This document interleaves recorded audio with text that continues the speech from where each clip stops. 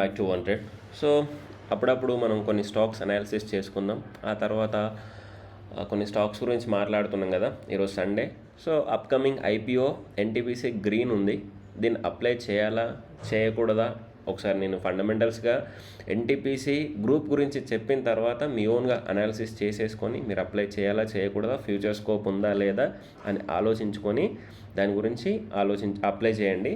దానికంటే ముందు చిన్నగా మనం ఏంటంటే బేసికల్గా ప్రీవియస్గా ఎలక్ట్రిసిటీ కానీ ఏదైనా ఎక్కువ డిపెండ్ అయ్యేది కోల్ పైన డిపెండ్ అయ్యేవాళ్ళం. ఇప్పుడు డే బై డే ఏమవుతుందంటే రెన్యూవబుల్ ఎనర్జీకి షిఫ్ట్ అవుతుంది. ఆల్రెడీ లాస్ట్ 3-4 ఇయర్స్ నుంచే రెన్యూవబుల్ ఎనర్జీ స్టాక్స్ని చాలా పెంచేశారు. పర్లేదు, కరెక్షన్ వస్తాయి.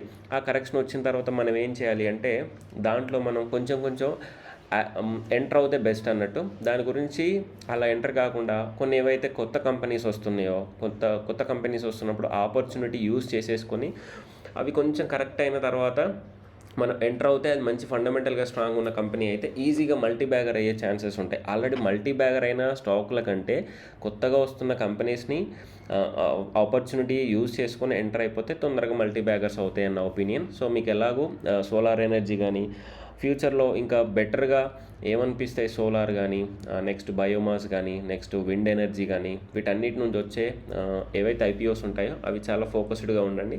Okay, let's move to the video. NTPC green. So దీంట్లో ఎన్టీపీసీ అనేది పేరెంట్ కంపెనీ.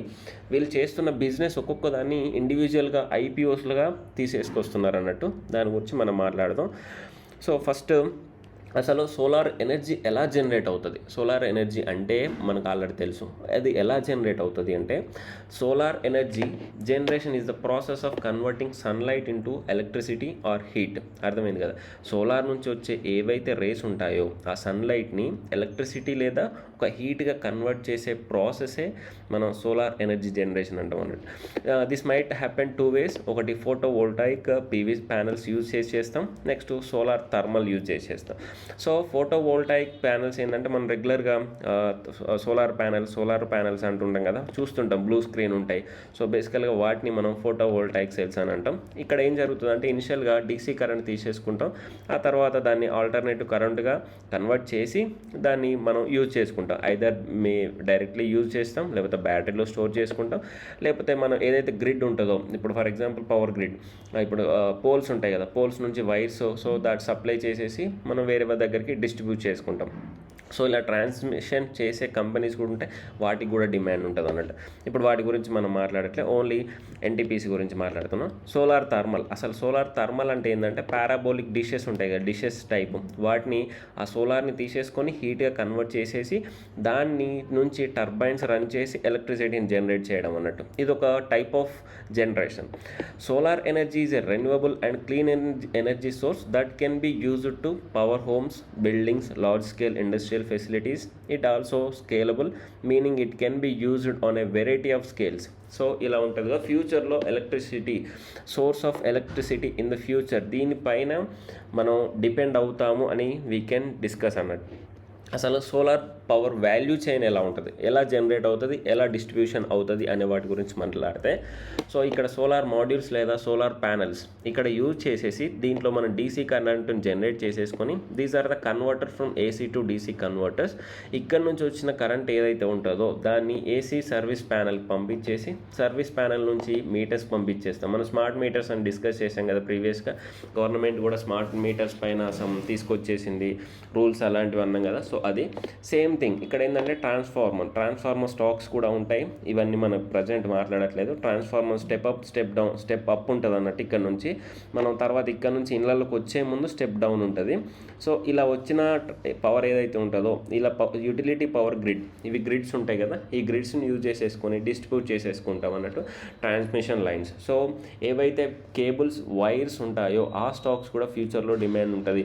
ఫ్యూచర్లో కాదు, ఒక 5 years ముందే వాళ్ళందరూ ఎక్స్పెక్ట్ చేసి ఆ స్టాక్స్ని కొనుక్కొని ఆల్రెడీ మల్టీ బ్యాగర్ స్టాక్స్ని క్రియేట్ చేసుకున్నారు. మనమే ల్యాగ్లో ఉన్నాం. నెక్స్ట్ అసలు ఎన్టీపీసీ ఎక్కడ ఉంటుంది, అసలు ఎన్టీపీసీ పర్పస్ ఏంది, ఎన్టీపీసీ గ్రీన్ ఏ మాడ్యూల్లో ఎక్కడ యూజ్ అవుతుంది అనే దాని గురించి మీకు క్లారిటీ రావాలి అంటే ప్రజెంట్ మనం ఈ వీడియో మీరు చూడాలి.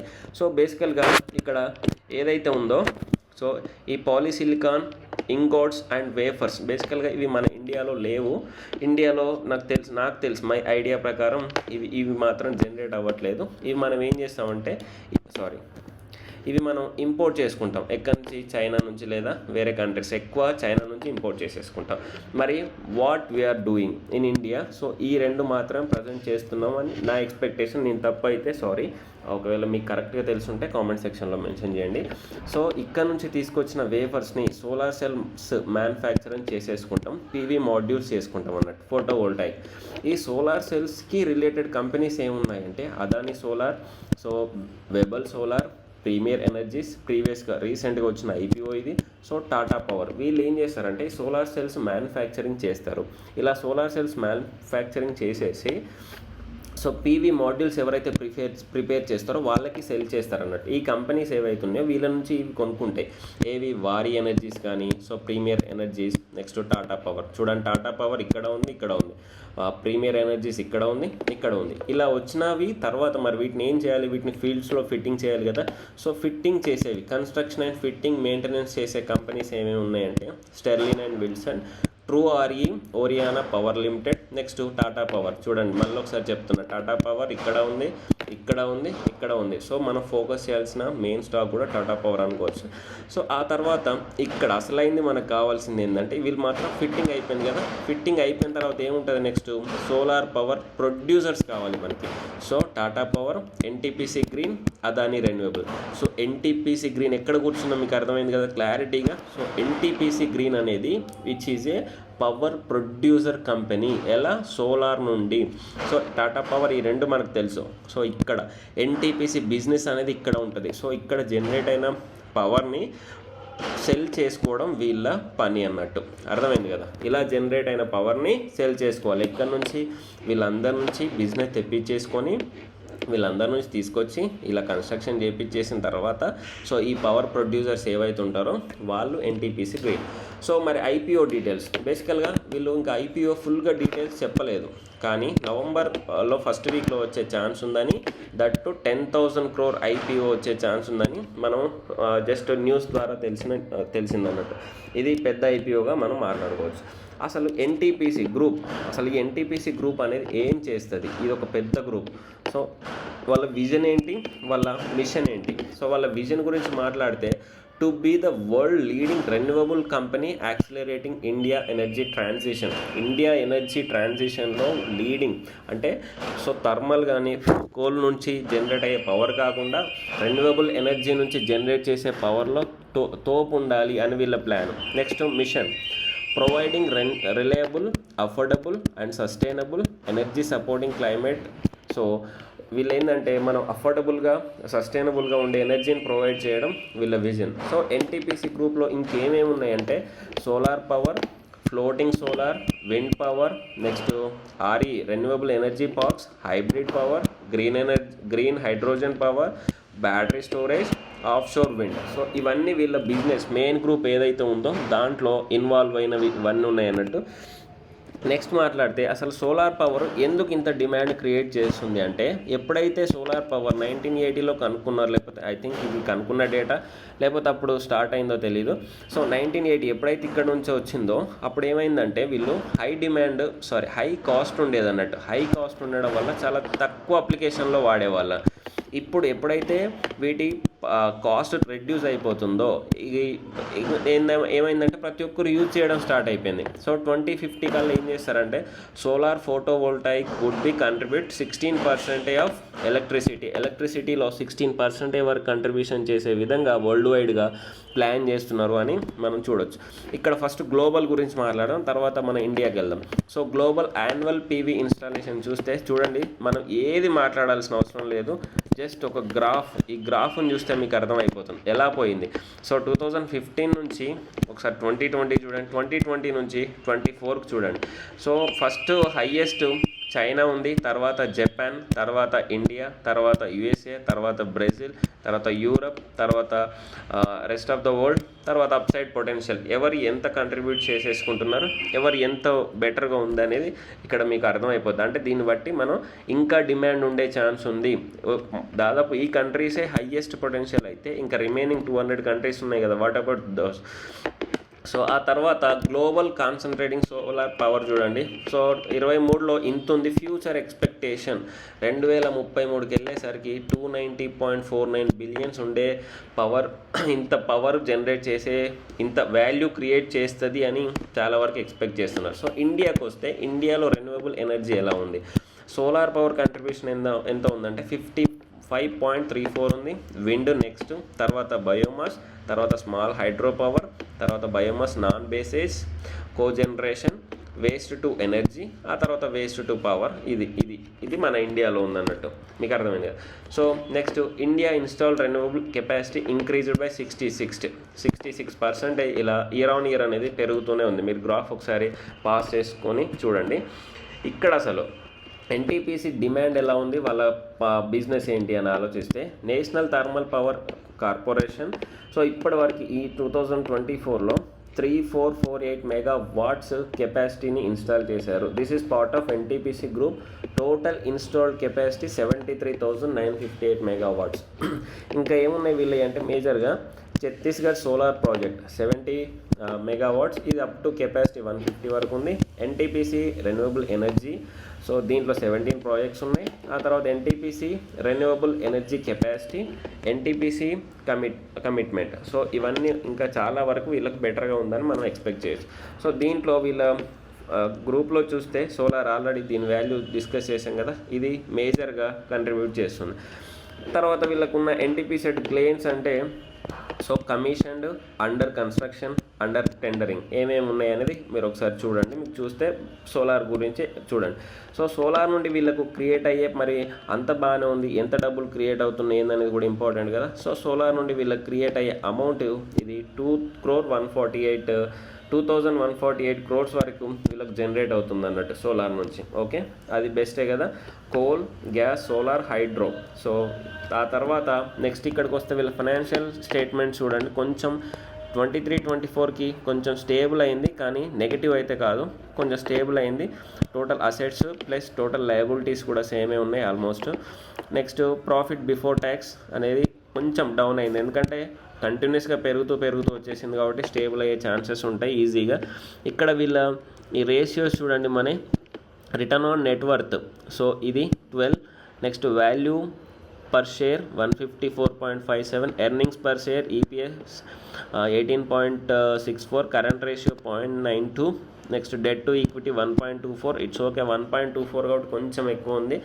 బేసికల్గా 1 కన్సిడర్ చేసుకుంటాం, 1.24 కూడా ఓకే. సో తర్వాత వీళ్ళు ఏం చేశారు, ఇంకా ఏం న్యూస్ అంటే బెటర్గా ఫ్యూచర్ స్కోప్లో ఎన్టీపీసీ గ్రీన్ వీళ్ళ క్రెడిట్ అనేది వీళ్ళ రేటింగ్ అనేది అప్డేట్ అయింది అన్నట్టు. ఎక్కడికి CRISIL AAA stable. So okay, అర్థమైంది కదా. షార్ట్ టర్మ్కి A1+ ఉంది, లాంగ్ టర్మ్లో మాత్రం చాలా పాజిటివ్ ఉన్నారు AAA. నెక్స్ట్ తర్వాత కీ రేటింగ్, అసలు వీళ్ళు రేటింగ్ ఇవ్వడానికి గల కారణాలు ఏముంటాయంటే high strategic importance to NTPC and strong financial and managerial linkages with it. Next well diversified portfolio and low offtake risk along with the healthy this one. Next weakness, weak credit risk profile of the counterparties. Next sustainability of implementation, risk owning to large capex. So ఏ కంపెనీకైనా strengths ఉంటాయి, weakness ఉంటాయి. బేసికల్గా ఏముండవు strength weakness అంటే, మంచి large company అయితే స్ట్రెంగ్త్గా చేసేసుకుంటాం.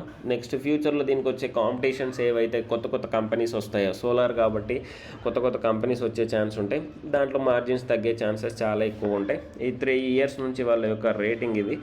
ఆ తర్వాత అసలు ఫ్యూచర్ స్కోప్, సోలార్కి ఫ్యూచర్ స్కోప్ ఉంటుందా ఉండదా అని డౌట్ పెట్టేసుకుంటే ఉంటుంది అని మనం చెప్పుకోవచ్చు. Solar panels will become more affordable.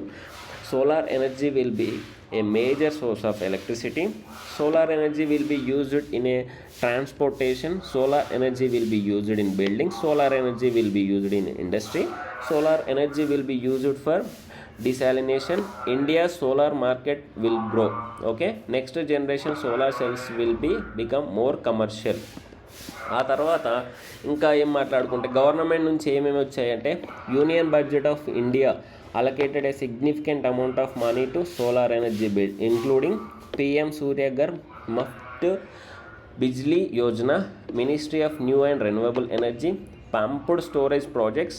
The budget also focuses on green growth, which includes boosting the usage of green fuel, farming and green energy. Solar energy will play a significant role in reducing carbon emission intensity and dependency on fossil fuel for energy. ఇప్పుడు sir దీనిపైన focus చేయడానికి major reason కూడా మనం బేసికల్గా మొత్తం entire world pollution అయిపోతుంది కదా, global warming contribution చేస్తున్నాం చాలా వరకు ఫ్లోరో కార్బన్స్ అనేవి, వాటన్నిటిని రెడ్యూస్ చేయడానికి మన గ్రీన్ ఎనర్జీ యూజ్ అవుతుంది అనే విధంగా మనం మాట్లాడుకోవచ్చు. ఇంకా ఫ్యూచర్ స్కోప్స్ ఏమేమి మాట్లాడుకోవచ్చు అసలు అంటే renewable energy is a key part of the solution to climate change because it reduces greenhouse gas emissions and air pollution, reduces emissions, improves air quality, improves power grid reliability, creates jobs, reduces costs, contributes to social and economic development. So ఇది మాత్రం మనకు దీనివల్ల వచ్చే major benefits. According to the international energy agency, renewable energy will provide 2/3 of the increase in electricity demand between 21 to 2030, and their share of global electricity supply will increase from 28.7% to 43%. So అర్థమైంది కదా ఎంత demand ఉండబోతుంది ఫ్యూచర్లో. ఇంకా financial risks అనేవి చాలా ఉంటూనే ఉంటాయి ఎవరికైనా, అవి కామన్. క్రెడిట్ రిస్క్ కానీ, లిక్విడిటీ రిస్క్ కానీ, మార్కెట్ రిస్క్ కానీ, market risk, interest rate risk. So basically ఏమవుతుందంటే వీళ్ళు ఎక్కువ హై ఇంట్రెస్ట్లో తీసుకొచ్చేసి ఇన్వెస్ట్మెంట్ చేస్తే ఏమవుతుంది, కాంపిటీషన్స్ వస్తారు, కాంపిటీటర్స్ వాళ్ళు ఓన్ డబ్బులు ఉంటే వాళ్ళు పెట్టేసుకుంటారు. సో ఆ తర్వాత ఏంటంటే కాంపిటీటర్స్ వల్ల వీళ్ళకు లాసెస్ వస్తాయా, ప్రాఫిట్స్ వస్తాయి. Even not only NTPC, any business ఏదైనా కూడా కాంపిటీటర్స్ వస్తే కొంచెం రిస్కీ అన్నట్టు. ఆ తర్వాత ఇంకా ఇవన్నీ తెలిసినాయి కదా, రిస్కులు, సెవర్ వెదర్ రిస్క్ కానీ, ఎందుకంటే డ్యామేజ్ అయినప్పుడు మళ్ళీ వాటిని పెట్టడం, environmental risk, market risk, electricity risk, installation risk, changing regulations, government ఏమన్నా రెగ్యులేషన్ చేంజ్ చేసినప్పుడు, ఎలక్ట్రిసిటీ ప్రైజెస్ మారడం వల్ల ఇప్పుడు కాంపిటీటర్స్ వచ్చినప్పుడు ఆటోమేటిక్గా ప్రైజెస్ తగ్గించుకోవడం, partnering with under performing installer, ఎవరైతే ఇన్స్టాల్ చేసే వాళ్ళు ఉంటారో వాళ్ళంతా పర్ఫార్మెన్స్ చేయకపోవడం వల్ల. సో ఇలాంటి ఇష్యూస్ జరుగుతూనే ఉంటాయి ఏ కంపెనీలోనైనా. సో ఇది ఎన్టీపీసీ మేజర్ గ్రూప్, దాంట్ నుంచి వస్తున్న నెక్స్ట్ ఐపీఓ గురించి మనం మాట్లాడుకున్నాం. నెక్స్ట్ ఛాన్సెస్ ఆఫ్ ఐపీఓ అంటే ఏదైతే ఎన్టీపీసీ పేరెంట్ కంపెనీ ఉంటుందో దాంట్లో ఒక సింగిల్ స్టాక్ తీసేసుకొని పెట్టుకుంటే మీకు ఛాన్సెస్ ఆఫ్ హై ప్రాబబిలిటీ వస్తుంది. సో మనం ఏంటంటే షేర్ హోల్డింగ్ కేటగిరీ నుంచి అప్లై చేయొచ్చు, ఇండివిజువల్ రిటైలర్ కేటగిరీ గురించి కూడా మనం అప్లై చేయొచ్చు. సో ఇది మన వీడియో. సో మనం ఇంకా డిస్కస్ చేసుకుందాం ఇలాంటి వీడియోస్. స్క్రీన్ ముందు లేకపోవచ్చు నేను, కానీ చేయాలన్నా ఉంటుంది. Thank you. జై హింద్.